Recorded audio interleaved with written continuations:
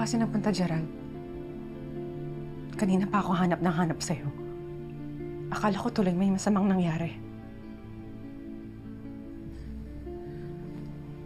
Nawawala yung cellphone ko. Hindi ko nabasa yung mga messages mo. Mag-overtime dapat ako sa supermarket kanina eh. Kaya lang sumamay pakiramdam ko, umuwi na lang ako. Pasensya ka na.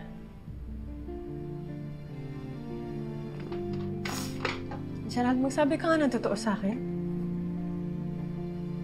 Gusto mo pa ba to? Makahayaan na lang natin nagkakaganito tayong dalawa.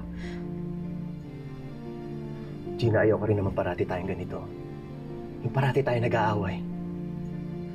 Kaya nasasaktan ako eh. Parang lagi na lang ikaw ang tama. Parang wala na akong ginawang mabuti. Parang laging kailangan may papatunayan ako. Gina, nakakapagod na. May ganyan ka palang nararamdaman. Ba't di mo na lang sabihin sa akin para mas maintindihan kita? Feeling ko kasi parang ako na lang ang lumalaban para sa ating dalawa eh. Ayun pala, unti-unti ka nang tumatalikod sa akin.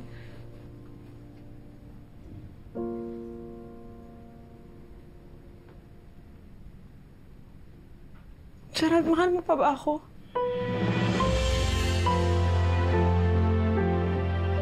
Kasi lady, hindi ko maramdaman.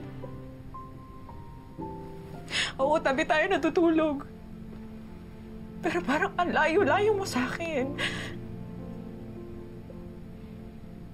Kaya gusto ko, diretsuhin mo na lang ako. Suko ka na ba? Gusto mo na ba na maghiwalay na lang tayong dalawa?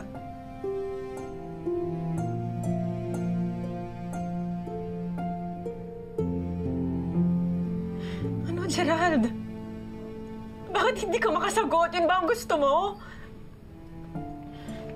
Ayoko umabot sa ganun, Gina. Hindi ko gusto na lumaki si Mindy, nasira ang pamilya. Hindi na gusto ko. Gusto ko buo lang ang pamilya natin. Kaya ginagawa ko lahat para maayos. But I can't fight for this on my own. Gusto mo maging maayos tayo. You have to do your part. Kailangan kita para maayos natin eh. You need to communicate with me. Huwag mo akong iiwasan. Yun lang yung paraan para masave natin ang kasal natin.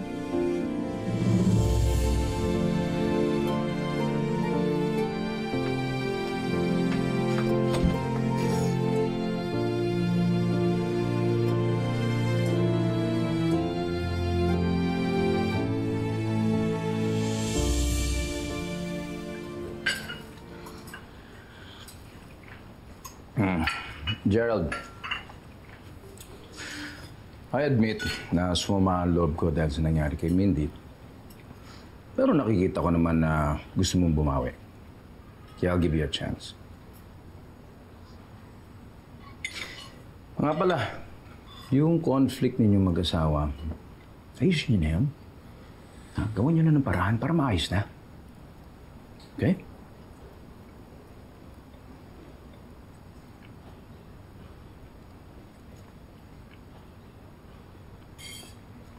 Dad, I think we just need more time para ma-resolve namin yung issues namin. Okay, why don't you do this? Why don't you take a leave from work?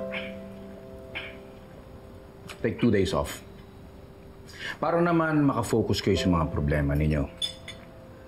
O, di ba? Matagal na. Matagal na tayong kinukumbida ni Vivian sa kanyang private resort. Why don't you go there for the weekend? Bida-bida talaga yung babae, kahit kailan. Anong sabi mo, love? Ay, wala, love. Ang sabi ko lang, maganda yung idea mo. Bakit hindi kaya tayo sumama?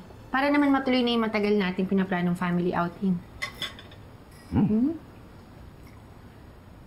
What do you think? Gina? Gerald? Ayaw bahala, Dad. Okay.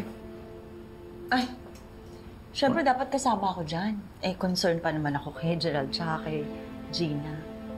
At saka alam nyo, kapag sumama ako, sisiguraduhin ko na walang makaka-istorbo sa pagbabati niyong dalawa. Very good.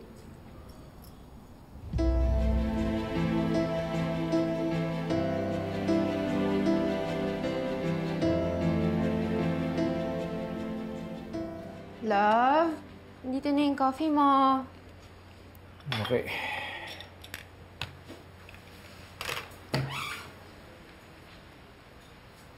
Ay, nako. Sakit na ang katawan ko eh. Oh, thank you. Mainit. Oh. Love. Oh, yan. Yan. Alam mo, excited na ako sa outing natin. Kaso, alam mo, nag-worry lang ako kasi pati si nanay isasama natin. Oh. Bakit naman hindi? Wawa naman yun kung maiwan lang dito sa bahay nag-iisa. Eh kung iba lang yung sitwasyon, ako na mismo yung mag-i-insist na isama siya. Kaso, di ba ang purpose ng bakasyon na yon para makapagsolo si Gina at si Gerald? Tayo naman para makabuo ng baby.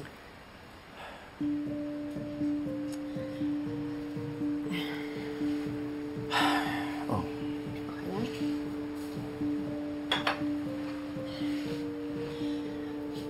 Kaso, love, pag nandun si nanay, mahirapan tayo mag-relax. Kasi syempre, kailangan natin siyang asikasuhin. So, paano makapag-focus si Gina sa pagbabati nila ni Gerald? Tapos tayo, paano tayo makapag-focus sa pagbuo ng baby kung may iba tayong iniintindi? Diba?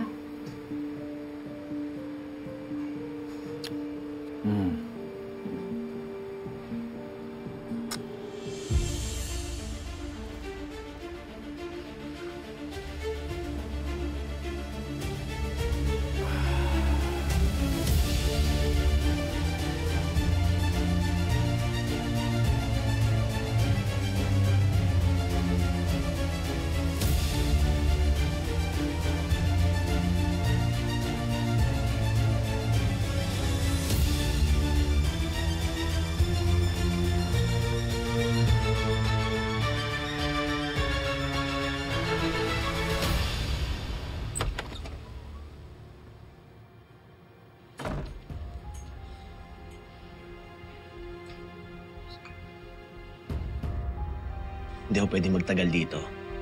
Nagpaalam lang ako kay Gina na bibili ako ng bagong phone. Dahil nawawala yung luma ko. Ako din hindi pwede, baka hanapin ako ni nanay. Mainit na yung mata niya sa atin ngayon. Sila naman talaga kitang kamustahin eh. Ano, nahalata ba si Gina kagabi? Hindi siya naghihinala. Pero binigyan niya ako ng ultimatum na kapag di ko naayos yung gulo namin, maaaring humantong kami sa hiwalayan. Bilib din ako dyan sa asawa mo. Ang lakas mang guilt trip. Pa-victim lang yun para maawa ka sa kanya. Tigil mo lang ang kalukuhang to. Nakakahiya na. Julia, seryoso ako. Wala kang asahan sa akin. Huwag mong hayaan pati si Gina na wala sa'yo. Alam ko hindi sapat ang sorry para makabawi sa lahat ng sakit at sama ng loob na binigay ko sa'yo nitong mga nakaraang araw. Bakit di niyo ako sinali? Hindi ko kasi alam na concerned ka rin pala kay Gina eh. Hindi kasi halata. Ikaw ang nagsolsol kay Robert para hindi ako isama, no? Para walang sisita sa inyo. Sakaling gusto niya na naman gumawa ng milagro. Papalitan ko yung pangalan ko sa phone mo. Sa pag tumawag si Mrs. Zabala, alam mo na. Bakit may condom sa wallet ni Gerald?